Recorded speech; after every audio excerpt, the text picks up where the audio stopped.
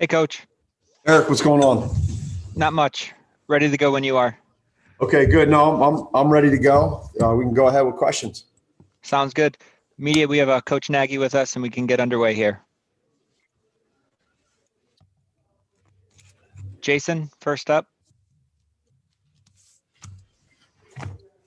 Matt, two questions for you about Bill Lazor. Yep. When we were asking about play calling today, he was saying to refer those questions to you. So I just wanted to see, is he still calling the plays?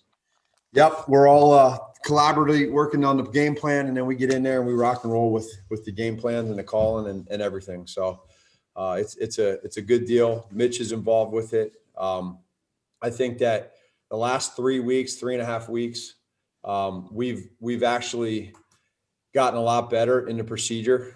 And, I think with Mitch too, having him a little bit more involved with things that he likes with a little bit of the change of what we're doing with the identity of this offense, it's kind of helped out. I think he has more input and then the same goes with the rest of the coaches. So it's been good. And I think that's part of probably why we're all working better together. Who's calling the plays during the game? Bill is. Okay. I had a question for you about his comfortability or him settling into that role. I mean, it's got to be different that first week compared to having 3 or 4 games now, whatever it's been. When you're listening to him calling that, or you're part of those conversations too, obviously, what are you hearing that makes it sound like Bill is really starting to kind of get his grip on this offense and this team? And not that he didn't know it before, obviously, sure, Matt, but with calling the plays in the games. Here's what I would say. I think what we've and again with that change, what happens is it allows us to where I think we've been better is the collaboration in between drives. So where there's more talk about what we're seeing, some adjustments as fast as from drive to drive instead of quarter to quarter per se or half to half. That part I think has been really good. I also think it's been good with the player side of just hearing input from them. In regards to, the calling the plays and getting the plays in and the tempo of that, and just I think that it's just been good. I mean, I think you can see that, you feel it, and it's just allowed all of us to be able to do our job a little bit better. Dan Wiederer. You just hit on some of what I was going to ask, so I'll pivot a little bit. For you personally, how do you separate sort of the disappointment of being 6-7 and not being where you ultimately wanted to be in this season with the idea that there is that window of opportunity still there? How have you managed to navigate that? Yeah, it's been, that's part of the challenge in my role as a head coach, but then my role in the offensive side. And, there was so much of a struggle there throughout the year, just trying to find that connection of, okay, whether it's running the ball, whether it's pass pro, who's in certain spots. That's one side of it. The other part of it, right, is my role as a head coach. And so it was a struggle there for a while, but for different reasons, we've ended up feeling pretty good about where we're at right now as an offense. I think that there's a lot of confidence, guys, in practice. You feel it. There's a difference. And, really in the middle of the season and even in really the beginning and middle, we were just searching to try to figure out, okay, when is this thing going to start clicking? And now we feel that, and it's a good feeling because we're scoring touchdowns. And when you score touchdowns and you get first downs, it just keeps your defense rested. And then it allows you a chance to score points and not have to rely on your defense every week. And that's kind of where we're at right now. It's fun. Pat Finley. Hey, Matt, we've heard a couple of people talk about Mitch kind of taking what the defense gives him. Is that a function of the kinds of plays he's running, or is that the function of any sort of attitude shift or development in him? Probably both. Yeah. I think for him, he's really growing in a good way, and it's it's all neat to see, and that's where he's at right now. And he's staying one day at a time, and he's staying in the moment right now, which is really helping him. And then also schematically, I don't think it takes it doesn't take a smart football person to realize some of the things that we're doing differently in this offense. So you combine that along with where his mental side is, and then his focus, and then not just that, but in football in general, on all three phases, there's a lot of other people involved in this thing. And I think right now, offensively, there's a lot of pieces in place, and it's working, and we just want to keep that thing going. So it's everybody working together. Chris Sema? Matt, how would you say that collaboration with Mitch has changed throughout the course of this season? Like in his first stint as a starter, was he less willing to offer ideas, or were you less willing to hear them? Or is he just kind of more willing now? And how has that whole dynamic kind of changed? Yeah. So here's what I would say.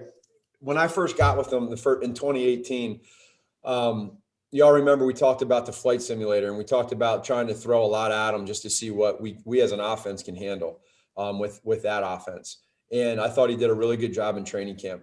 He's not going to say a whole hell of a lot during that time because it's a new offense. He's learning what he likes. We're learning what we like as an offense. For me, I had 5 years in Kansas City with one quarterback. And so we were at a pretty high level, and it's just normal for you to have to kick it back and pull back. And then there's going to be plays that, let's use Mitch, for example. There's going to be plays that he really likes and there's going to be plays he doesn't really like that we might've liked a lot in Kansas City. And so over time now, 3 years into this offense, we're all going to be able to see, using Mitch as an example, the things that he does well, and he's going to see the things that he likes and doesn't like in the offense. And that's the beauty of growing. And you look at all these quarterbacks that are in these systems for a long time, and I'm sure the stories are pretty dramatic in regards to the growth and how things change and plays and concepts are fixed or tweaked. And that's kind of what we're going through right now at this stage. And I appreciate that.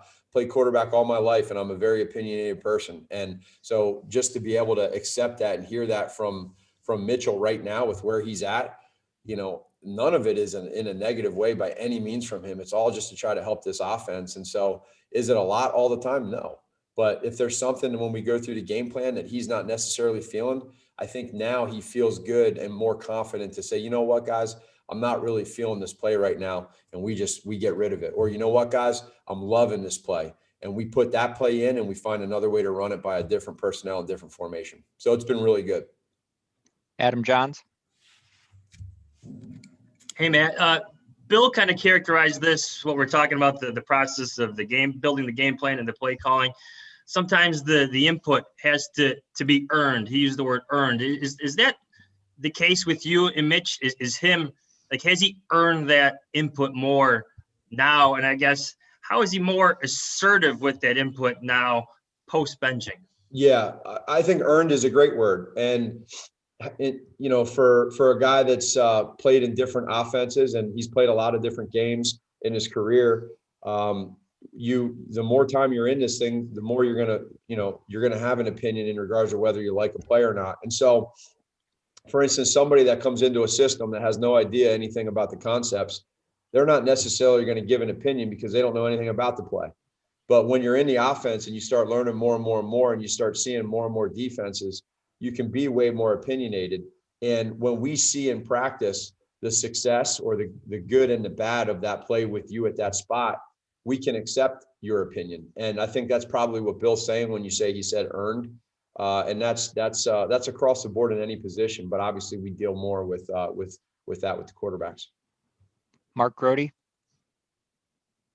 I mean, I know that you're obviously happy with what Bill Lazor is doing with the play calling and what the offense has been getting to and how they're developing. But you, as somebody who is on record as saying that you love calling plays, do you get anxious when you're on the sideline and you're playing along? I mean, do you ever are you missing it? No, I love it. I'll always love calling plays. And I think that just when you win and when you score points, offensively, which is what we've been doing lately, it definitely is fun. That part's fun. And so, again, it allows me to be able to step back and really just kind of see a lot of different things. And so I look at this thing right now, not just on game day with the play calling, but I just look at this whole thing with our offense from really Monday to Saturday. the practices like the one we just got done with today, the energy and just the crispness and the crispness and the tempo of the flow of the way we're in and out of the huddle, and we're practicing fast this late in the season. And I love seeing that. So it's all fun. 2 more for Coach. Jason? Matt, can you explain a little bit about what you were saying at the beginning of this about the way you guys are reassessing between possessions now, and what you're doing differently or what you're doing better than you might have been doing earlier? Yeah, I would say probably what I mean by that is that there's more communication from all of us coaches on the headset in regards to talking about what plays we want to get to next and where we're at, and just kind of the flow of, hey, there might be this, a certain concept that we like that we all know is on the call sheet, and we want to all see it. So we might have more discussions on that than what we did prior. I think there's just a little bit more collaboration, and sometimes there's not. At halftime, again, the collaboration of all of us discussing what we like, what we're seeing, it's tied together right now. It feels good. And I like the fact, and I give a lot of credit to all of our coaches, not just Bill, not just Rags, not just Flip, but every coach on our staff has input. And I think it's been really good. Last one, Dan? Matt, obviously playing on the road without fans is theoretically easier, but I'm curious if the competitive side of you misses the juice, misses the environment, misses sort of that challenge of trying to go into a place like you're playing Sunday and trying to become that. 100% without a doubt, miss all that. I mean, it's not even a question. I mean, you get used to it right now, Dan, when you're heading into these stadiums, whether it's on the road or even at home at Soldier Field. It is what it is. It certainly feels different than week 1 when we played Detroit. That was the weirdest day ever in my life, being a part of that. I'll never forget that day, how quiet it was. And now it's like, this is the new for 2020. And it is what it is. And I give everybody credit for getting through this. But let me just say loud and clear, I think we all know, whether we're on the road or at home, that we miss fans, and we miss,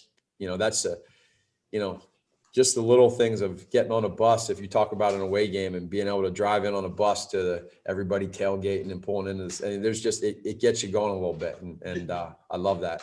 Just as an extension of that finale in 2018, that place was electric before kickoff, and by the end of the day, it wasn't. And I imagine there was a special satisfaction for you in being part of the reason that it came down like that. Yeah. I mean, that was again another end of the season the regular season that I won't forget. It was loud, super loud, and we were able to go in there and do some things, and certainly a game on the road that I'll never forget. And again, just that's the part of the game that you definitely miss, is just everybody cheering. And it's different, but it's where we're at right now. And I think the players, a credit to them, man, to be able to play through all that and create their own energy has been, it's been a special year for that in that regards.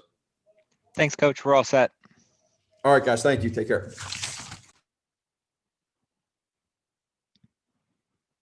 Thanks, everyone, for joining. We'll see everyone tomorrow.